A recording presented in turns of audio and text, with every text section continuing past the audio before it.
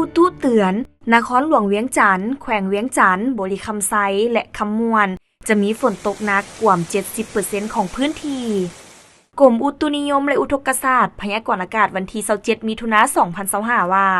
ความกดดันอากาศต่ำของอากาศร้อนยังสืบต่อปกคลุมอยู่ทั่วทุกภาคของประเทศลาวด้วยกำลังอ่อนหาปานกลางสมทบกับลมมรสุมตะวันตกเฉียงใต้พัดปกคลุมซึ่งเจ็ดให้มีฝนตกฟ้าห้องฟ้าเหลื่อมในดับคอยอยู่ทั่วไปในแต่ละภาคและตกปานกลางหาตกหนักอยู่บางท้องถิ่นเพราะมีลมพัดแรงเป็นบางโอกาสภาคเหนือด้านตะวันออกแขวงพงสาลีหัวพานและเสียงขวางจะมีฝนตกฟ้าห้องฟ้าเหลื่อมในดับคอยอยู่ทั่วไป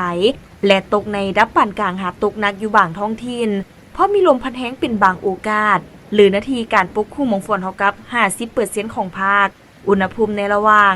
18-30 องศา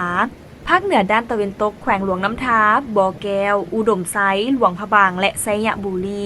จะมีฝนตกฟ้าห้องฟ้าเหลื่อมในดับคอยอยู่เกือบทั่วไป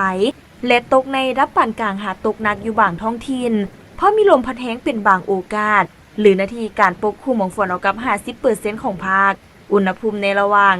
20-33 องศา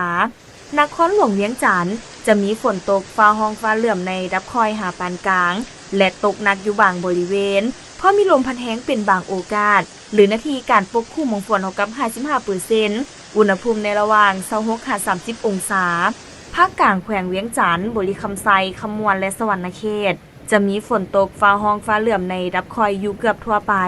และตกในดับปานกลางหาตกหนักอยู่บางท้องถิ่นเพราะมีลมพัดแรงเป็นบางโอกาสหรือนาทีการปกคลุมของฝนเท่ากับ 70% ของภาคอุณหภูมิในระหว่าง23-32 องศาแขวงไซสมบูรณ์จะมีฝนตกฟ้าห้องฟ้าเหลื่อมในดับคอยอยู่เกือบทั่วไป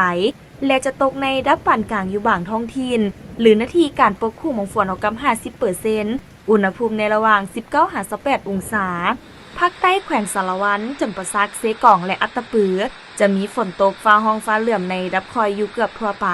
และตกในดับปานกลางหาตกหนักอยู่บางท้องถิ่นเพราะมีลมพัดแรงเป็นบางโอกาสหรือนาทีการปกคลุมของฝนเท่ากับ 60% ของภาคอุณหภูมิในระหว่าง23-30 องศาสำหรับเขตภูเพียงบริเวณจะมีฝนตกฟ้าห้องฟ้าเหลื่อมในดับคอยหาปานกลางเพราะมีลมพัดแรงเป็นบางโอกาสหรือนาทีการปกคลุมของฝนเท่ากับ 50% อุณหภูมิในระหว่าง15-25 องศา